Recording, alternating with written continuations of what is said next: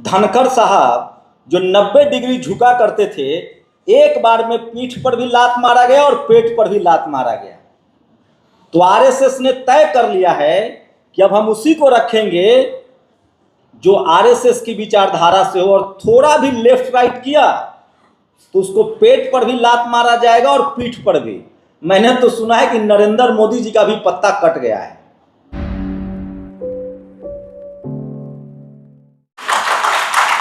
और सोचिए, मैं 2-3 बातें कहकर 2 मिनट में खत्म करूंगा। मैं एक पत्रकार हूं और मैं आपको गारंटी के साथ अब कह रहा हूं कि जो बिहार में मैंने स्थिति देखी है, 2014 पर सिमटने के बाद बीजेपी ने 2024 में 240 पर सिमटने के बाद बीजेपी की जो रणनीति है, अब वो कोई चुनाव नहीं हारना चाहती है।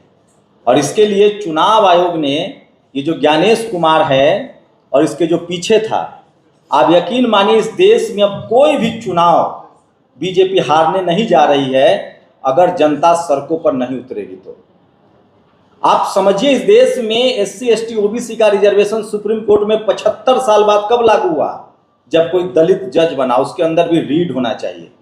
और मैं इस मन से 2-3 चीजें कहना चाह रहा हूं। सोचिए, धनखड़ साहब जो 90 डिग्री झुका करते थे, एक बार में पीठ पर भी लात मारा गया और पेट पर भी लात मारा गया।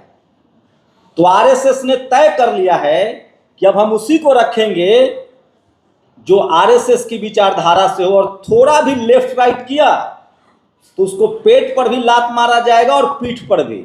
मैंने तो सुना है कि नरेंद्र मोदी जी का भी पत्ता कट गया है। लेकिन सोचिए, मुझे ताज्जुब हो रहा है, यूपी में 26,000 स्कूल बंद कर दिए गए।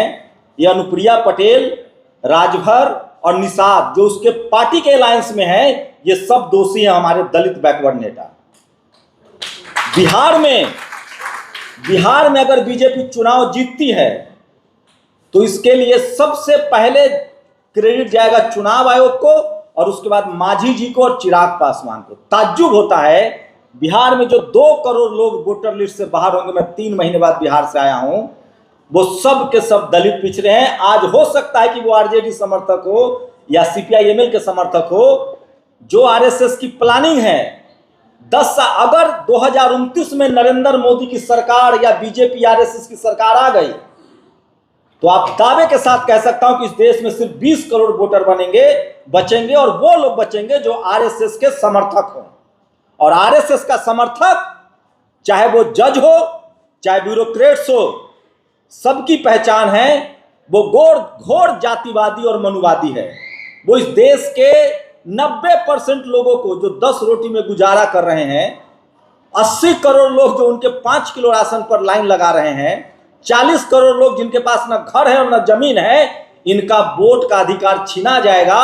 और मैं दावे के साथ कह सकता हूं कि अनुप्रिया पटेल, राजभर, ये जितने लोग आज बीजेपी के गोद में बैठे हुए हैं, इनके बच्चे भी संसद का मुंह नहीं दिख पाएंगे।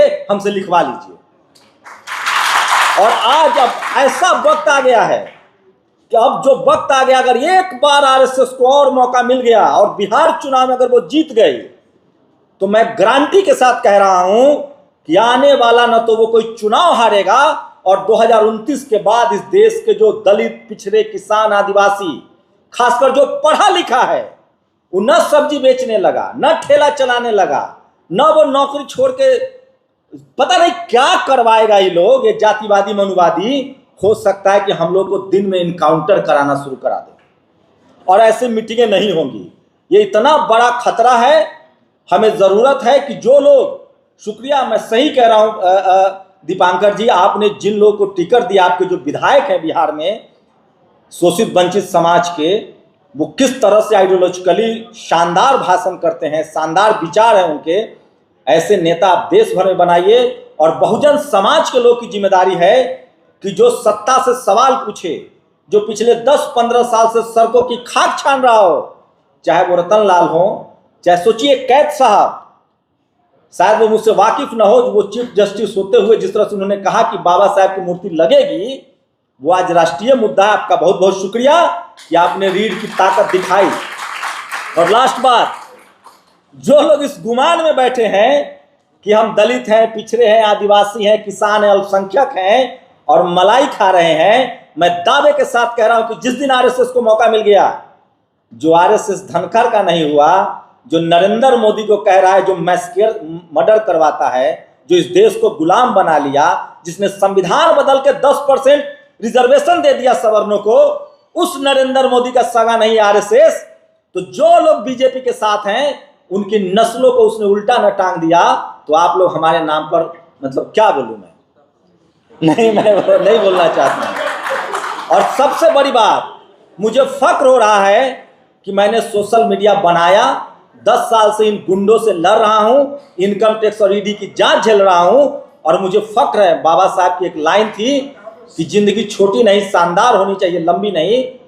जिस दिन बहुजन समाज के लोग, खासकर जो पढ़ा लिखा बहुजन समाज है, जब तक वो सड़कों पर नहीं निकलेगा, पहले हमारा कत्ल होगा। और उसका तरीका होगा कि हमें पहले सड़कों पर भेज दिया जाएगा कि लाचार और बेबस, और उसके बाद वोट छीन लिया जाएगा। और वोट छीनते ही आप कल्पना कीजिए, कोई मायावती, कोई अखिलेश यादव, कोई लालू यादव, कभी चुनाव आयोग से दोस्ती थी सरकार की? जब से नरेंद्र मोदी की सरकार आई है, चुनाव आयोग और सरकार में कोई अंतर ही नहीं लग रहा है। चुनाव आयोग का पता है क्या नाम है? चलिए, समय हो रहा है, मैं फिर कह रहा हूं, लास्ट हम लोग की जिम्मेदारी है, और एक पत्रकार के तौर पे कह रहा हूं, हम लोग को अब खुलकर बोलना चाहिए। और जाइए गांव में, और कम से कम सब लोग यहां जो बैठे हैं, जाके बिहार बचाइए। लिटमस टेस्ट है उनका, अंतिम ओपन बैटल ग्राउंड है।